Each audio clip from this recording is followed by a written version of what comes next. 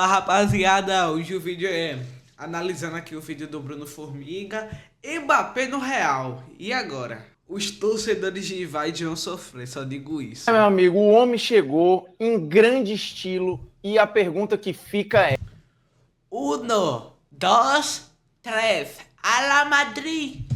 como encaixar o Mbappé neste novo Real Madrid? Eu já fiz vídeo aqui antes sobre isso, tentando, esmiuçar ali, projetar, não era algo oficial, agora é. E o Ancelotti tem uma questão para resolver, tanto Que questão boa, viu? Queria eu ter essa questão. para o Mbappé quanto para o Real Madrid. Vai ter impacto, muito bom, mas tem coisinhas ali, asterisquinhos, coisinhas, queridos, sem eu precisar ficar martelando nessa Vou tecla até aqui, dar o por mais like que eu às vezes aqui. martele. Ó, Kylian Mbappé chegou ao Real Madrid, oficialmente uma apresentação muito grandiosa, muito legal, né, que criou muita euforia no madridismo mais uma vez. O Real é sempre conhecido por apresentações muito espetaculosas, né, galácticas, como muitas das suas contratações, e a do Mbappé não podia ser diferente, um cara que tem uma história interessante com esse Real, né? Primeiro que a apresentação dele mostra uma conexão dele com o clube muito rápida, né? O espanhol do Mbappé Foi, pô, ele tava falando muito bem espanhol, pô, muito fluente. O cara tá focado, pô. um negócio que me Só digo assustou, isso. assim, absurdamente. Ele fala com a desenvoltura, com uma precisão, e parece até que ele mudou um pouco até a personalidade, né? Ele tá mais solto, tá mais... É, o bicho tá tão de boa. Pisou em Madrid, o cara tá humildão, é impressionante. Tava muito feliz e sempre disse que era um sonho e depois virou uma meta profissional, né? E ele foi perguntado em determinado momento pelo um repórter quando de fato esse sonho, quando ele lembra exatamente que esse sonho virou. E ele fala, cara, desde pequeno, né? Porque desde criança eu tinha essa projeção de estar aqui e tal. Depois que eu virei profissional, passou a ser um objetivo e tudo, e eu sabia que eu estaria aqui um dia. E é curioso, porque assim, a história do Mbappé no Real, ela podia não ter acontecido em determinado momento. Muitas vezes, pô, faz sete janelas não, 14, né? Desde a temporada 16, 17 que o Real Madrid tá atrás do Mbappé. Perdeu naquela época a disputa pro PSG, acabou ganhando o PSG aquela disputa. Depois na temporada 18, 19 também tentou, 17, 18 também tentou, 20 e 21 também, principalmente 21, 22 que foi por um triz que ele não foi, acabou renovando com, com o PSG. Florentino Pérez deu um monte de indireta pra ele ali. Mas enfim, né, meio que deu uma mendigada o Florentino e agora ele tá no Real. Conhecendo ali a personalidade forte do Florentino, e que sempre falou, cara, os melhores estão aqui se eles quiserem estar. E o Florentino nunca foi muito de mendigar Foi. reforço e contratação. Quer estar aqui, beleza? Não quer, valeu. E isso valia, inclusive, para os jogadores que estavam sob contrato. Tanto que ele encerrou ciclos de caras muito grandes. Impressionante como o Real Madrid é duro. Por um lado, isso mostra profissionalismo e não tem pena. Pode comparar aí com o Barcelona, irmão. O Barcelona dava salário astronômico, repito, astronômico para Busquets, Alba, que são ídolos. Também pro Sérgio Roberto. Na história do clube, né? Alguns bem encerrados, outros ficou algum mal-estar. Mas ele mostrou que a renovação foi muito bem feita, o Real seguiu ganhando com ele. É o maior dirigente da história do Real Madrid com alguma sobra. Mas o Mbappé chegou a negar o Real, né? Depois de tudo estar previamente arrumado, acertado e 22, norteado, 23. ele renovou com o PSG num movimento que deixou o Real desconfortável na janela, que ele poderia, se soubesse que não ia ter o Mbappé, ter ido para cima do Haaland, por exemplo, ou de outra figura. Essa questão aí do Haaland do Real Madrid teve até uma conversa, não foi? Naquela janela de junho e julho de 22, 23, que tem até uma conversa, inclusive, se eu não me engano, tem uma conversa entre Florentino Pérez e o pai do Haaland. Assim, o pai do Haalandinho pergunta assim, e aí, ele vai ser titular? Florentino Pérez e seus dirigentes disseram, não, Benzema é titular. E não deu tempo, não conseguiu, perdeu o Haaland por cima. E naquela circunstância fazia lógica, porque atualmente Benzema era o atual bola de ouro. E viu o Mbappé renovar com o PSG. Só que isso não impactou na prática, né? Porque o Real seguiu competitivo, seguiu muito grande, batendo de novo títulos e final de Champions, ou semifinal de Champions, depois final de Champions, ganhando outra Champions. E agora está aí com o Mbappé. Então, assim, ele esperou ou soube esperar o momento de voltar a essa carga, a essa negociação e fechou o contrato com o Mbappé, como todo mundo já imaginava. E aí agora é o desafio de como encaixar, né? Tá chegando o Endrick também, que naturalmente, pela idade, por chegar num time campeão, num time que, com ou sem o Mbappé, o time estava pronto, né? O time titular, basicamente. Top 3 favoritos pra Champions sem ou com Mbappé. Não tem pra onde correr. Um time que nas pontas tem Vinícius Júnior e Rodrigo, que também podem se inverter ou se aproximar mais de ser um 9. Um Bellingham que ficava flutuando.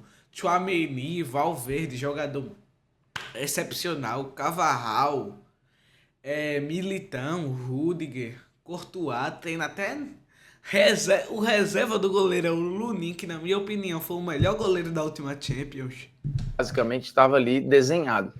Com o Mbappé você vai ter uma situação. Então já tinha pouco espaço naturalmente no time do jeito que estava.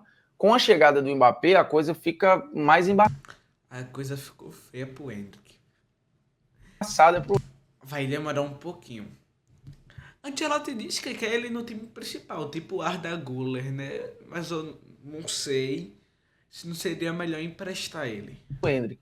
Mas o assunto aqui não é o Endrick, o assunto é esse Real da temporada 24-25, como é que vai ser desenhado. O The Athletic fez uma projeção baseada, inclusive, em várias análises estatísticas do Mbappé, comparando como jogava o time do Real antes, que estava jogando com dois atacantes, né? O Real basicamente estava jogando num 4-4-2 em determinados momentos da temporada, tendo um Bellingham flutuante ali e Vini e Rodrigo na frente.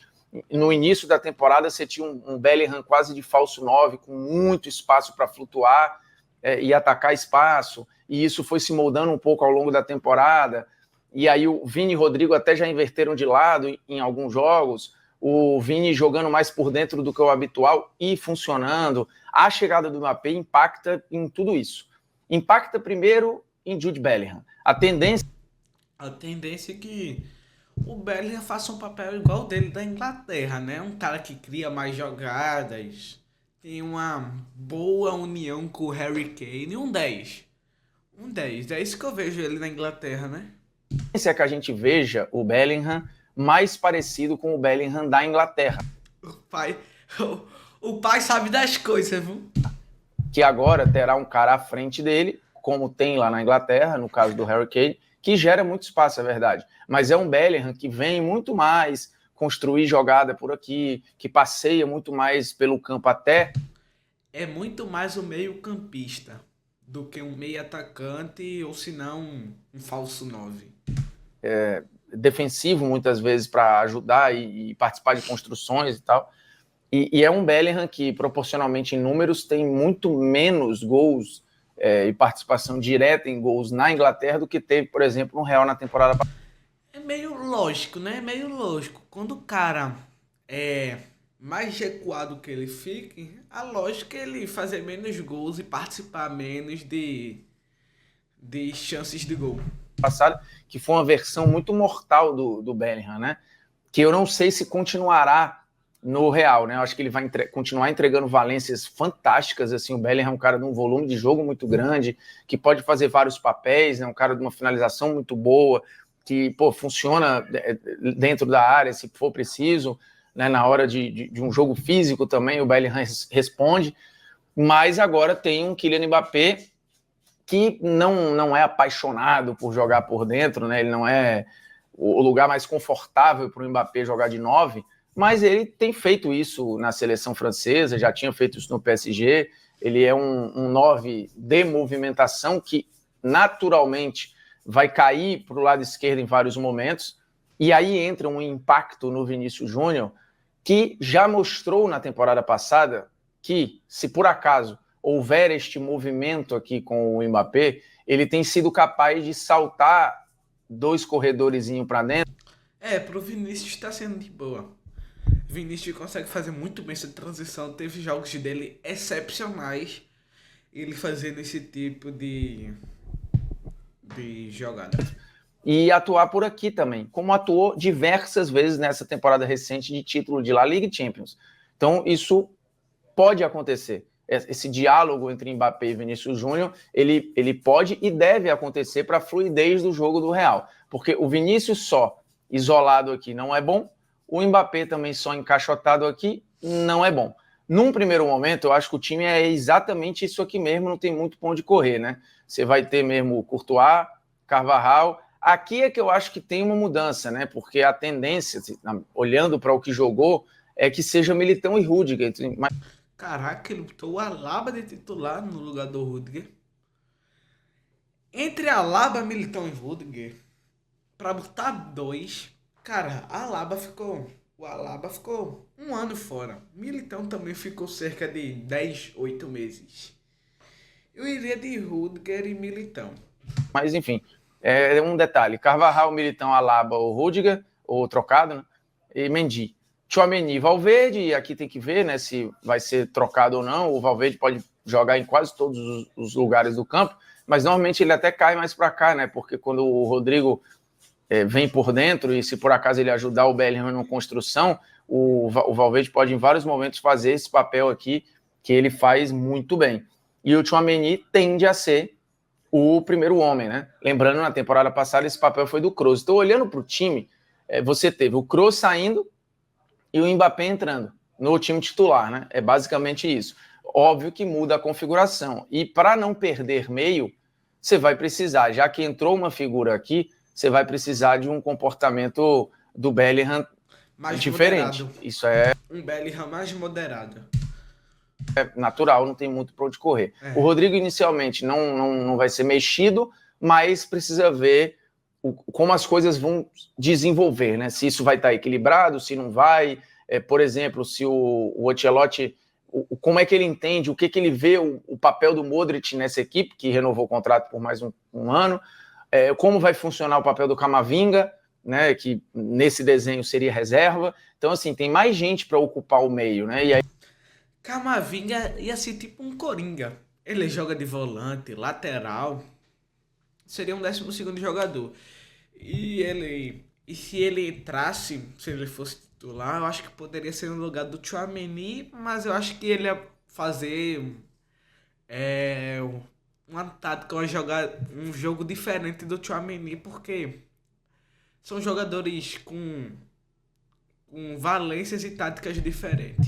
Eu não tenho muita dúvida que se entrar mais uma figura aqui, seja o Camavinga ou o Modric, com o Valverde sendo deslocado para cá para dar mais um equilíbrio, pode ser que o Rodrigo perca função, né?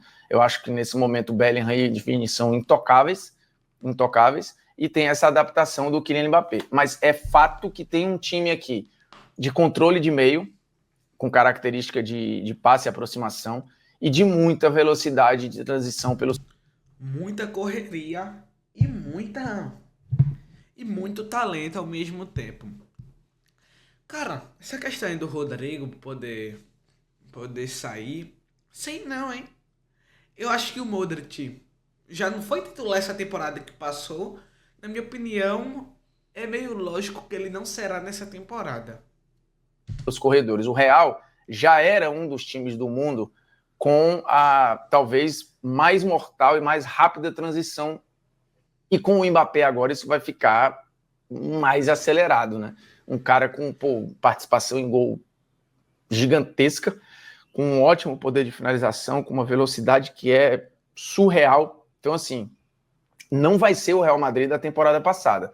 Se a gente olhar o Real campeão em 22, ele é de um jeito, naquele desenho que tinha o Benzema voando. Ele era uma coisa. O mesmo Real, treinado pelo Ancelotti agora na temporada passada, com a chegada do Bellingham, era outro Real Madrid, né? Que tinha esses dois atacantes, os dois brasileiros, com o Bellingham ali sendo um coringa, era uma coisa. Este Real agora do Ancelotti também, mas com a chegada do Mbappé, tende a ser outro time. E ele vai sempre testando esse seu poder de adaptação. O Ancelotti é um cara... É um exímio adaptador, o Ancelotti. Por todo lugar que ele passou, de uma temporada para outra, ele consegue adaptar. É impressionante. muito multifacetado. Eu penso, imagina se ele tivesse um Haaland na mão dele. Imagina. Ele ia conseguir botar, na minha opinião, ele ia conseguir botar 4 atacantes. Rodrigo na ponta direita ou na esquerda, Vinícius, Haaland e Mbappé. Ele dá um jeito, consegue jogar bem.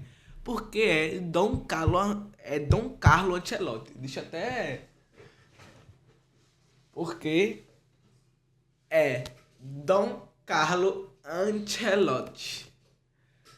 Nunca duvide desse homem. Né? Então a tendência, a gente viu o Real já num 4-3-3, a gente já viu um Real num 4-4-2. A tendência agora aí é, pelo menos num primeiro momento, e na pré-temporada eu acho que já vai dar para a gente beliscar algumas coisas de ideia ali, talvez a gente veja um Real no 4-2-3-1 em vários momentos. E aí vamos ver como é que as figuras se adaptam, mas que vai ter um impacto, vai ter impacto no Bellingham, vai ter impacto no Vini, pode ser que tenha em um segundo momento impacto no Rodrigo, e também naturalmente vai ter um impacto no Mbappé, né? Ele não é dono do time como ele era no PSG, nem como é na seleção da França, que faz todo um movimento para protegê-lo sem bola e tal.